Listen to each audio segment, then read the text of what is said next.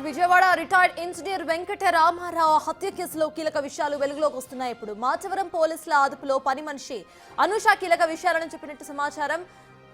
ముందు వెంకట రామారావు తనను బలవంతం చేయబోతే హత్య చేసినట్టుగా అనూష చెప్పుకొచ్చింది. పోలీసులు గట్టిగా అడిగితే డబ్బు కోసమే రిటైర్డ్ ఇంజనీర్ను హత్య చేసినట్లుగా అనూష ఒప్పుకున్నట్లు సమాచారం. అయితే వెంకట రామారావు ఇంట్లో భారీగా బంగారం డబ్బు ఉంటుందని అనూష ఊహించింది. కేవలం 45,000 రూపాయల నగదు, 2 చీరలు మాత్రమే దొరికినట్టుగా అనూష ఒప్పుకుంది.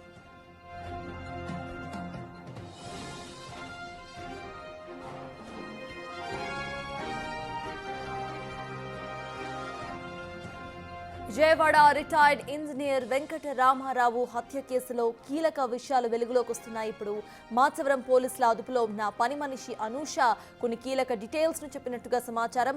ముందు వెంకట రామారావు తనను బలవంతం చేయబోతే తాను హత్య చేసినట్టుగా అనూష వెల్లడించింది. అయితే పోలీసులు గట్టిగా అడిగితే డబ్బు కోసమే ఆయనను హత్య చేసినట్టుగా అనూష ఒప్పుకుంది.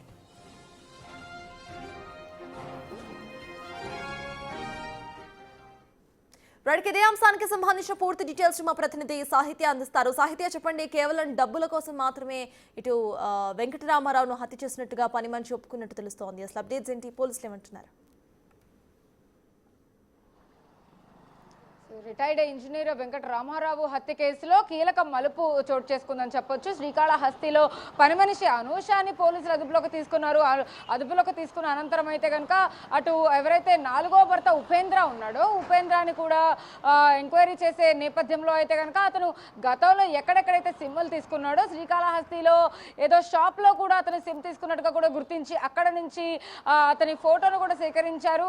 ఏదైతే సీసీటీవీ ఫుటేజ్ ఆధారంగా అయితే కనుక అతన్ని కూడా అదుపులోకి తీసుకున్నట్టుగా కూడా మనకు అర్థమవుతుంది. శ్రీకాళహస్తి ఎస్ఐ శంకర్ ఆధ్వర్యంలో అయితే కనుక ఇక్కడ పోలీసులు వాళ్ళతో కమ్యూనికేట్ అయ్యి అక్కడ వాళ్ళిద్దరిని అదుపులోకి తీసుకున్నట్టుగా మనకు అర్థమవుతుంది. ఇవాళ పొద్దున 11 గంటల సమయానికి మాచవరం పోలీస్ స్టేషన్కి పని మనిషి అనూషాని అటు ఉపేంద్రాన్ని కూడా తీసుకొచ్చినట్టుగా మనకు సమాచారం అంతా ఉంది.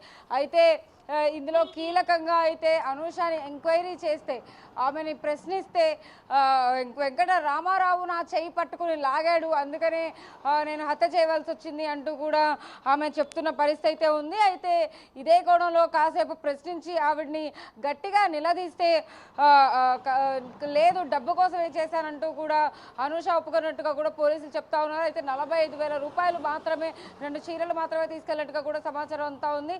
అయితే వెనక డోరు నుంచి కూడా ఇతను ఉపేంద్ర రావడము, ఇద్దరు అతని మీద కూర్చొని గొంతు నిలిపి చంపేయడం అయితే కనుక చోటు చేసుకున్న పరిస్థితి అయితే ఉంది. అయితే మొత్తం మీద ఇవాళ అనూషాని అయితే కనుక రేపు రిమాండ్కి తరలించే అవకాశం అయితే కనబడుతుందని చెప్పొచ్చు. రైట్, థ్యాంక్ యూ సాహిత్య.